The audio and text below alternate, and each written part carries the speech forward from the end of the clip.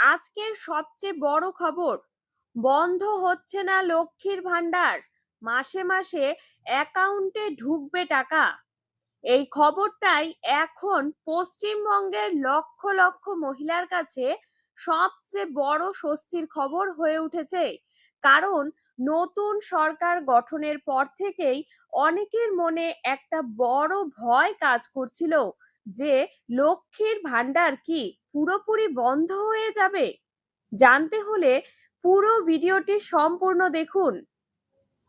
এখন যে তথ্য সামনে আসছে তাতে মনে করা হচ্ছে লক্ষ্মীর ভান্ডার পুরোপুরি বন্ধ নয়, তবে সবাই আর সেই প্রকল্পের টাকা পাবেন না। হ্যাঁ, ঠিকই শুনেছেন। নতুন নিয়ম, নতুন যাচাই এবং নতুন তালিকার মাধ্যমে ঠিক করা হতে পারে কারা এই প্রকল্পের টাকা পাবেন আর কারা ভবিষ্যতে বাদ পড়তে পারেন। আর সেই কারণেই এখন সাধারণ মানুষের মনে একটাই প্রশ্ন, আমার নাম কি তালিকায় থাকবে? ভাবুন তো, প্রতি মাসে এই টাকা এখন বহু পরিবারের কাছে সংসারের বড় ভরসা হয়ে উঠছে। কারো ওষুধ কেনা থেকে ওই টাকায় কারো বাজার হয়।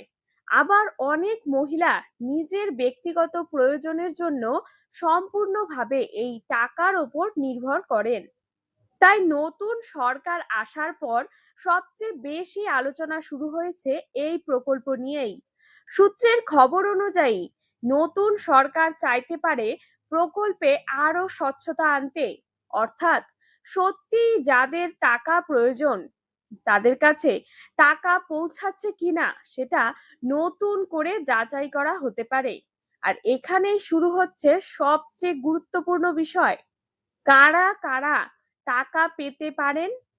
বর্তমান আলোচনা অনুযায়ী গ্রামের গরিব ও নিম্ন মধ্যবিত্ত পরিবারের মহিলারা সবচেয়ে বেশি অগ্রাধিকার পেতে পারেন, বিশেষ করে যাদের পরিবারের স্থায়ী বড় আয় নেই, যারা এখনো আর্থিক সমস্যার মধ্যে সংসার চালান, যাদের সংসার মূলত সরকারি সহায়তার উপর নির্ভরশীল, তাদের নাম তালিকায় থাকার সম্ভাবনাই সবচেয়ে বেশি বলে মনে করা হচ্ছে। এছাড়াও বিধবা মহিলা, স্বামী পরিত্যক্ত মহিলা এবং আর্থিকভাবে অসহায় মহিলাদের ক্ষেত্রেও বিশেষ গুরুত্ব দেওয়া হতে পারে। এবার আসি সবচেয়ে বড় প্রশ্নে, কারা বাদ পড়তে পারেন। রাজনৈতিক মহলের আলোচনা অনুযায়ী যেসব পরিবারে বড় সরকারি চাকরি রয়েছে, যাদের নিয়মিত উচ্চ আয় রয়েছে অথবা যাদের আর্থিক অবস্থা অনেকটাই উন্নত, তাদের ক্ষেত্রে নতুন যাচাই করা হতে পারে। অর্থাৎ ভবিষ্যতে শুধুমাত্র প্রকৃত আর্থিকভাবে দুর্বল পরিবারগুলোকেই এই প্রকল্পের মূল সুবিধাভোগী হিসাবে রাখা হতে পারে। এবার অনেকেই প্রশ্ন করছেন, নতুন করে কি ডকুমেন্ট জমা দিতে হতে পারে।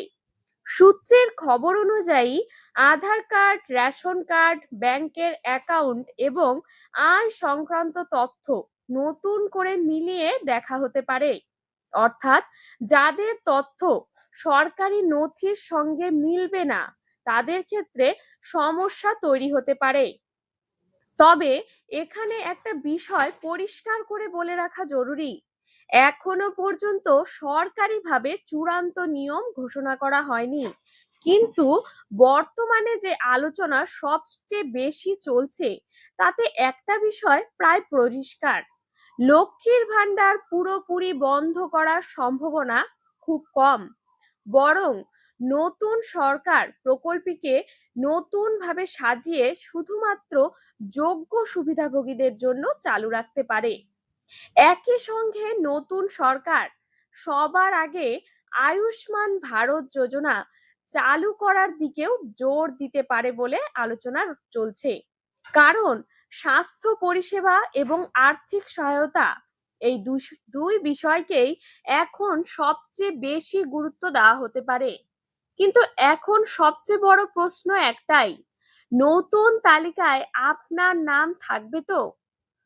তো আপনার কি মনে হয়, লক্ষ্মীর ভান্ডার সবার জন্য চালু থাকা উচিত নাকি শুধুমাত্র গরিব ও অসহায় পরিবারগুলোর জন্য সীমাবদ্ধ করা উচিত? আপনার মতামত অবশ্যই কমেন্টে জানাবেন। আর ভিডিওটি যদি ভালো লাগে তাহলে লাইক, কমেন্ট এবং শেয়ার করতে ভুলবেন না।